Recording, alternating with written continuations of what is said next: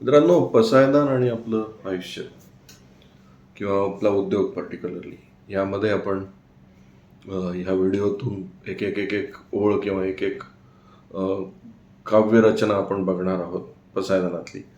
पसायदान माझ्या मते एक इतकं त्रिकालबाधित आहे, मी परत परत सांगतोय, की आपल्या आयुष्यातल्या कुठल्याही गोष्टीला त्याला जोड टाकता येते किंवा पूर्ण आपला अध्यात्मच असं आहे, की ज्याच्यामध्ये जर आपण विचार केला तर आत्ताच्या प्रत्येक गोष्टीला ते रिलेव्हंट वाटायला लागतं. फक्त ते आपल्याला कनेक्ट करता आलं पाहिजे. तर पसायदानामध्ये आपण पुढे जाऊया. चला कल्पतरूंचे आरव, चेतना चिंतामणींचे गावं, बोलते जे अर्णव पियुषांचे. आपल्या ऑर्गनायझेशनमध्ये जर हे इम्प्लिमेंट झालं ना, तर ही ज्ञानेश्वरांनी निर्माण केलेली एक असामान्य गिफ्ट आपल्यासाठी उपयोगी पडू शकते. वेस्टर्न कल्चरमध्ये सांगितलं जातं ना, की कस्टमर फर्स्ट, कस्टमरला अत्युच्च महत्त्व द्या, स्टाफला तुम्ही तुमच्या अत्युच्च महत्त्व द्या, take care of your staff, take care of people who support you, take care of people who invest with you. चला कल्पतरूंचे आरव. कल्पतरू म्हणजे काय? त्याच्यामध्ये तुम्हाला जे पाहिजे ते मिळेल असं एक काल्पनिक वृक्ष किंवा जो स्वर्गामध्ये आहे असं आपण म्हणतो, असा उद्यानच आहे तुमचं. ऑर्गनायझेशनच असं बनवलंय तुम्ही की तिथे कल्पतरू झालेलं आहे. एखादा तिथे काम करत असेल तर त्याला असं वाटलं पाहिजे, माझी पूर्ण स्वप्न माझी इथे पूर्ण होणार आहेत. हे माझ्यासाठी कल्पतरूंचा आरव आहे.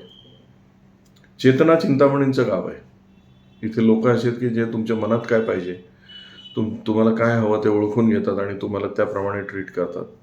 आणि ते चेतना असलेले चिंतामणी आहेत, तुम्हाला ओळखणारे, तुमच्या संवेदना समजून घेणारे हे लोक आहेत. विचार करा मित्रांनो, की एखादं ऑर्गनायझेशन जर असं बिल्ड झालं की ज्याच्यामध्ये कस्टमरला काय पाहिजे हे तुम्हाला एक्झॅक्टली माहिती आहे, तुम्हाला तुमच्या एम्प्लॉईला काय पाहिजे हे तुम्हाला एक्झॅक्टली माहिती आहे, आपापसामध्ये काय पाहिजे हे सगळ्यांना माहिती आहे, आणि असं एक आरव तयार झालेलं आहे की प्रत्येकजण या प्रकारचा आहे, तर ऑर्गनायझेशनची ग्रोथ इनिव्हिटेबल आहे ना. लाईफ कॅटलिस्टच्या प्रोग्राममध्ये आमच्या वेकअप स्किलअपमध्ये हु इज युअर कस्टमर म्हणून आम्ही एक एक्सरसाइज करत असतो. त्यामध्ये एका डॉक्टरला मी प्रश्न विचारला की हु इज युअर कस्टमर. त्यांचं मोठं हॉस्पिटल आहे. त्या हॉस्पिटलमध्ये ते म्हणाले, सर तुम्ही हा प्रश्न विचारला, मला आश्चर्य वाटतं की पेशंट जे असतात तेच माझे कस्टमर आहेत. म्हटलं I think you are mistaken. तुम्हाला कदाचित तुमचा पेशंट हा कस्टमर वाटतोय आणि तोच माझा कस्टमर ही कदाचित तुमची चूक आहे. ते म्हणाले, sir please explain to me, I am not getting. Sir साधा विचार करा मित्रांनो, फक्त पेशंट हाच कस्टमर आहे का हॉस्पिटलचा? व्हॉट अबाउट नातेवाईक जे हक्कानी तिथे ते घेऊन जातात, किंवा एखादा मित्र कोणाला तरी ॲडमिट करत असतो, एखादा नातेवाईक कोणाला तरी घेऊन जात असतो आणि तो म्हणतो हा हॉस्पिटलमध्ये आपण जाऊया. पेशंट कधीच स्वतःहून हॉस्पिटलला जात नाही, त्याला कोणीतरी घेऊन जात असतं. सो मेन कस्टमर कोण आहे त्याचं? The person who is taking that patient to the hospital. त्याच्याविषयी कुठलंच हॉस्पिटल विचार करत नाही. त्याला काय पाहिजे, त्याच्यासाठी काय लागणार आहे, त्याला फॅसिलिटी, त्याच्या त्याला काय गरज आहे, त्याला काय काय फॅसिलिटी लागतील याचा कधीच हॉस्पिटलमध्ये विचार होत नाही. त्या डॉक्टरांचं त्यानंतर चेहरा बघण्यासारखा झाला, तर म्हणाले खरं आहे तुम्ही म्हणता तो बरोबर आहे, हा विचार आम्ही कधीच केला नव्हता. ह्यालाच तर आपण म्हणूया ना, चला कल्पतरूंचे आरव, चेतना चिंतामणींचे गाव. तुमच्या कस्टमरला काय पाहिजे, तुमच्या एम्प्लॉईला काय पाहिजे, तुमच्यासोबत काम करणाऱ्या लोकांचं नेमके त्यांचं म्हणणं काय.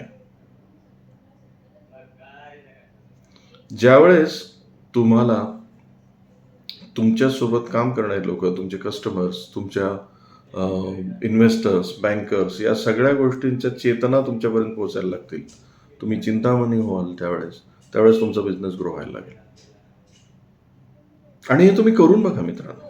तुम्ही याचं लिहून काढून बघा की तुमच्या कस्टमर्सला काय पाहिजे, एम्प्लॉईजला काय पाहिजे, तुमच्या बँकर्सला तुमच्याकडून काय अपेक्षा आहे, तुमच्या इन्व्हेस्टर्सला तुमच्याकडून काय अपेक्षा आहे. तुम्हाला लक्षात येईल की तुमचा बिझनेस तुम्ही या गोष्टीवर बिल्ड केलेलाच नाही आहे कदाचित. ज्ञानेश्वर माऊली आपल्याला 13व्या शतकात ते लिहून ठेवून सांगतात की तुम्ही हे करा, की तुम्ही चेतना चिंतामणी होऊन जा. आणि बोलते जे अर्णव, उद्या आपण बघूया की बोलते जे अर्णव पियुषांचे, मग नंतर त्याच्यावरची स्टेज काय. मग आता आपल्याला कळतं की ज्ञानेश्वर माऊली ज्यावेळेस म्हणतात ना, विश्वाचे अर्थ माझ्या मनी प्रकटले, तव झाला देह पूर्ण ब्रह्म. ते जे आर्त आहे ना, आर्त म्हणजे प्रत्येकाच्या मनातला एक धावा असतो, मागणी असते. विश्वाचे अर्थ, विश्वाचा पूर्ण अर्थ माझ्या मनी प्रकाश आले. मला माझ्या मनामध्ये कळालं की लोकांना काय पाहिजे. एखादा ओनर जर इथे उभा असेल की माझ्या ऑर्गनायझेशनच्या मध्ये असलेल्या आणि कस्टमरचा अर्थ माझ्या मनी प्रकाश आले, तर तो ब्रह्म नाही होणार का? इतक्या सिंपल गोष्टीने आपल्याला आपलं अध्यात्म शिकवतं मित्रांनो. फक्त आपल्याला आत्ताच्या लाईफला कनेक्ट करता आलं पाहिजे. दुर्दैवाने शिक्षण पद्धती आणि आजकालची जी प्रोपगंडा आहे त्यामध्ये आपण आपल्या धर्मापासून कुठेतरी दूर चाललोय असं मला वाटतं. मुळामध्ये हिंदू धर्म हा इतका वैश्विक आहे आणि व्यापक आहे की त्यामध्ये एकही जगातला इश्यू असा नाही आहे की ज्याला ॲड्रेस करता येणार नाही. एकही आजचा रिलेटेड बिझनेस पण असा नाही आहे की जो त्याला हँडल करता येणार नाही. मित्रांनो, फक्त कनेक्ट करायचा आपण प्रयत्न केला पाहिजे. माझा प्रयत्न तोच आहे. मला जेवढं कळतं, मी कुठेही दावा करत नाही की मी यामध्ये एक्सपर्ट आहे, पण मला जेवढं कळतं, मला जेवढे कनेक्शन जमतं तेवढं मी तुमच्यापर्यंत आणणार. उद्यापर्यंत आपण नवीन ओळीसकट भेटूया. हा व्हिडिओ आवडला असेल तर याला लाईक करा, शेअर करा, सबस्क्राईब करा. उद्या आपण परत भेटूया. आणि हो, बिझनेस तुमचा वैश्विक बनवा. कारण ज्ञानेश्वर माऊली पण तेच म्हणत आहेत, तुम्ही वैश्विक व्हायला हवं. धन्यवाद मित्रांनो.